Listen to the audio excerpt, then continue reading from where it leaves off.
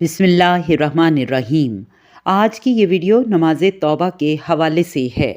सवाल ये है कि नमाज तौबा कैसे अदा की जाती है और इसकी कितनी रकात हैं और क्या ये असर के बाद अदा की जा सकती है।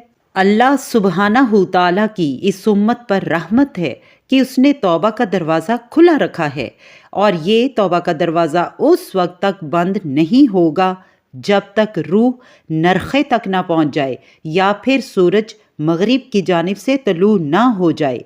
इसी तरह इस उम्मत पर अल्लाह की ये भी रहमत है कि उसने उनके लिए सबसे अफजल तरीन इबादत मशरू की हैं, जिन्हें अल्लाह के लिए वसीला बनाता है और अपनी तौबा की कबूलियत की उम्मीद रखता है, जो कि नमाज तौबा है। आइए नमाज तौबा की मशरूइयत के हवाले से चंद अहम मालूमात हासिल करते हैं। नमाज तौबा की मशरूइयत। नमाज तौबा की मशरूइयत पर अहले इल्म का इजमा है। अबू दाऊद रहमुल्लाह ने सुनन अबी दाऊद में अबू बकर सदीक रज़ी अल्लाह तआला अन्हु से रवायत किया है कि वो बयान करते हैं कि मैंने रसूलुल्लाह सल्लल्लाहु अलैहि वसल्लम को ये फरमाते हुए सुना, जो कोई बंदा भी कोई गुनाह करे फिर अच्छी तरह वज़ू करके 2 रकत नमाज अदा करे और फिर अल्लाह से बख्शिश तलब करे तो अल्लाह उसे बख्श देता है। फिर नबी करीम सल्लल्लाहु अलैहि वसल्लम ने सूरह आले इमरान की आयत नंबर 135 तलावत फरमाई। तर्जमा, और जब उनसे कोई फहश काम हो जाए या कोई गुनाह कर बैठें तो फ़ौरन अल्लाह का जिक्र और अपने गुनाहों के लिए इस्तग़फ़ार करते हैं।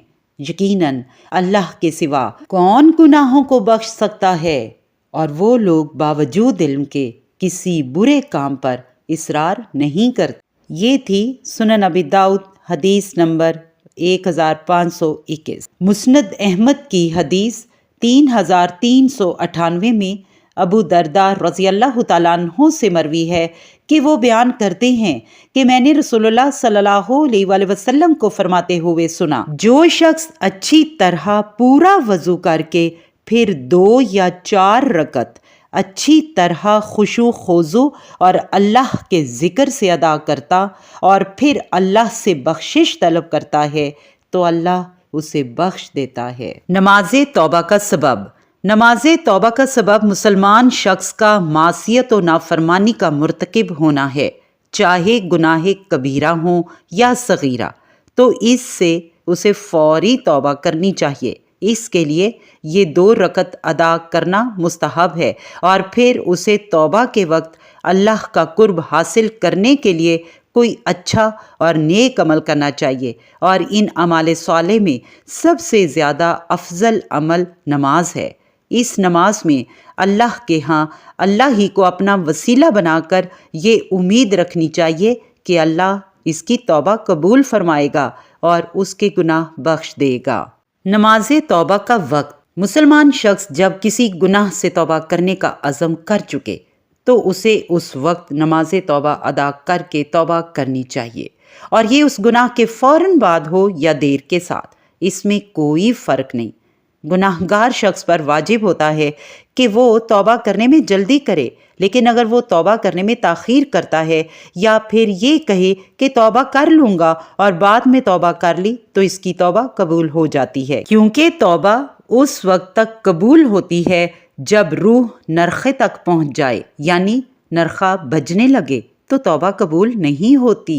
नबी करीम सल्लल्लाहु अलैहि वसल्लम का फरमान है, यकीनन अल्लाह बंदे की तौबा उस वक्त तक कबूल करता है जब तक उसका नरखा बजना ना शुरू हो जाए, यानी मौत आनी ना शुरू हो जाए। दूसरा ये कि जब सूरज मगरिब से तलू हो जाए तो तौबा कबूल नहीं होगी।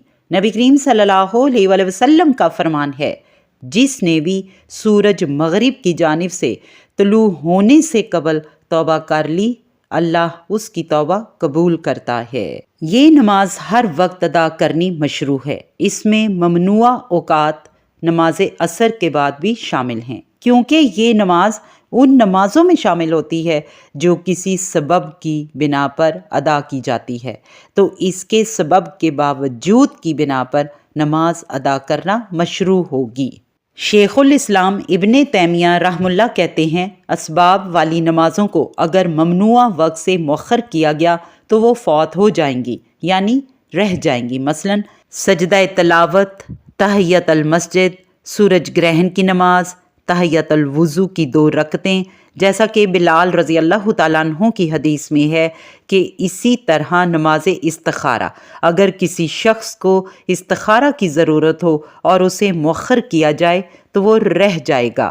اسی طرح نماز توبہ، تو جب گناہ کرے تو اس پر فوراً توبہ کرنا واجب ہے، اس کے لیے مندوب ہے کہ وہ 2 رکعت ادا کر کے توبہ کرے۔ نماز توبہ کی کم از کم 2 رکعت ہیں، جیسا کہ حضرت ابوبکر صدیق رضی اللہ تعالیٰ عنہ کی حدیث میں آیا ہے، اور توبہ کرنے والے کے لیے اکیلے اور خلوت میں نماز توبہ ادا کرنا مشروع ہے، کیونکہ یہ اس نوافل میں سے ہے جن کی جماعت مشروع نہیں، اور اس کے بعد اس کے لیے استغفار کرنا مندوب ہے، اس لیے کہ حضرت ابوبکر صدیق رضی اللہ تعالیٰ عنہ کی حدیث سے ثابت ہے، اور نبی کریم صلی اللہ علیہ وآلہ وسلم سے ان رکعتوں میں کوئی مخصوص صورتیں پڑھنا اور مخصوص اذکار ثابت نہیں، اس لیے جو چاہے قرأت کر سکتا ہے۔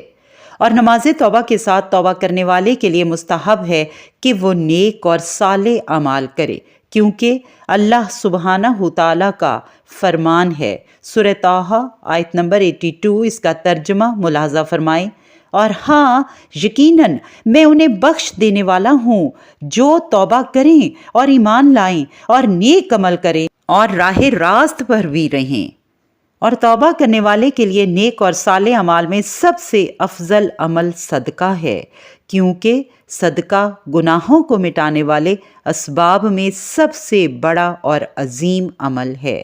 اللہ سبحانہ تعالیٰ کا فرمان ہے، سورہ البقرہ آیت نمبر 271 میں، اس کا ترجمہ کچھ یوں ہے: اگر تم صدقہ و خیرات ظاہر کرو تو وہ بھی اچھا ہے، اور اگر تم اسے پوشیدہ پوشیدہ مسکینوں کو دے دو تو یہ تمہارے حق میں بہتر ہے، اللہ تمہارے گناہوں کو بخش دے گا۔ حضرت کعب بن مالک رضی اللہ تعالیٰ عنہ سے ثابت ہے کہ جب اللہ نے ان کی توبہ قبول کی تو وہ کہنے لگے: اے اللہ کے رسول، میری توبہ میں شامل ہے کہ میں اپنا سارا مال اللہ اور اس کے رسول کے لیے صدقہ کر دوں۔ تو رسول اللہ صلی اللہ علیہ وآلہ وسلم نے فرمایا: اپنا کچھ مال رکھ لو، یہ تمہارے لیے بہتر ہے۔ تو وہ کہنے لگے: میں اپنا خیبر والا حصہ روک لیتا ہوں۔ اس عنوان کا حاصل کلام یہ ہے کہ نبی کریم صلی اللہ علیہ وآلہ وسلم سے توبہ کی نماز ثابت ہے۔ یہ نماز مسلمانوں کے لیے مشروع ہے جب بھی وہ کوئی گناہ کرے اور اس سے توبہ کرنے کے لیے نماز توبہ ادا کرے، چاہے گناہ کبیرہ ہو یا صغیرہ، اور چاہے گناہ کے فوراً بعد توبہ ہو یا کچھ مدت گزرنے کے بعد۔ نماز توبہ ہر وقت ادا کی جا سکتی ہے، اس میں ممنوع اوقات بھی شامل ہیں۔ توبہ کرنے والے کے لیے نماز توبہ کے ساتھ ساتھ اللہ کے قرب والے دوسرے اعمال کرنے مستحب ہیں، مثلاً صدقہ وغیرہ۔ اللہ ہمارے نبی صلی اللہ علیہ وآلہ وسلم اور ان کی آل اور ان کے اصحاب پر اپنی رحمتیں نازل فرمائے، آمین۔